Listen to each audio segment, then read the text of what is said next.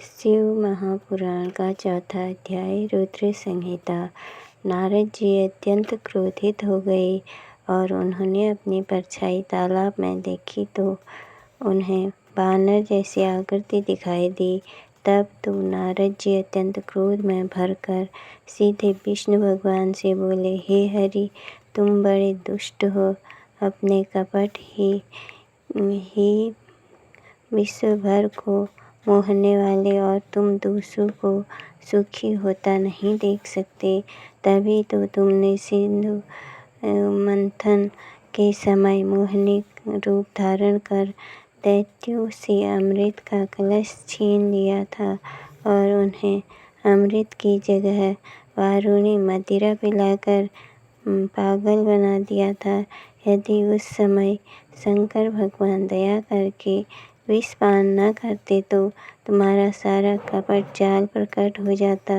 देखिए, वेद ब्राह्मण को उच्च कहते हैं। इस बात को आज मैं प्रत्यक्ष करके दिखा दूंगा, जिससे तुम फिर कभी ब्राह्मणों को न सता सकोगे। हे विष्णु, तुमने स्त्री कलेश से मुझे दुखित और स्वयं से कपट से राजा का रूप धारण किया था। अतएव जाओ, तुम इसी रूप में मनुष्य राजा होगे और इसी तरह स्त्री वियोग भोगोगे जिस तरह मैं भोग रहा हूँ। तुमने जैसे वानरों जैसी मेरी आकृति की है, वे वानर ही तुम्हारी सहायता करेंगे। तुम मनुष्यों की तरह स्त्री वियोग में दुखित रहोगे। इस प्रकार का श्राप सुनकर श्री विष्णु भगवान ने शाप अंगीकार कर लिया और विष्णु भगवान के साथ जो राजकुमारी माया दिखाई दे रही थी वह अदृश्य हो गई। तब तो विष्णु और नारद दोनों अपने अपने वास्तविक रूप में आ गए।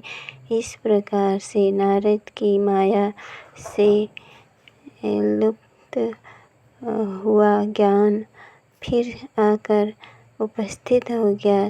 तब तो नारद बहुत पछताने लगे और अपने को धिक्कारते हुए भगवान के चरणों में गिरकर कहने लगे, हे भगवान, मुझे क्षमा कर दो। मैंने जो अपराध अज्ञानवश होकर किया है, शाप दिया है, वह मिथ्या हो जाए, नहीं तो मैं घोर नरक में पड़ूंगा। हे भगवान, कोई ऐसा उपाय कीजिए जिससे मैं इस पाप से मुक्त हो जाऊं, क्योंकि मैं आपका ही दास हूँ। अतः मुझे इस नरक यातना से बचा लो।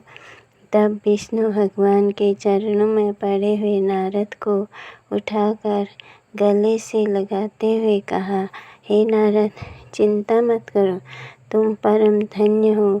तुमने अहंकार वश शिव की आज्ञा का पालन नहीं किया था, इसीलिए उन्होंने ही तुम्हारा गर्व नष्ट किया है। वह मेरे वचन सत्य समझो, क्योंकि वह पर ब्रह्म सच्चिदानंद सत्य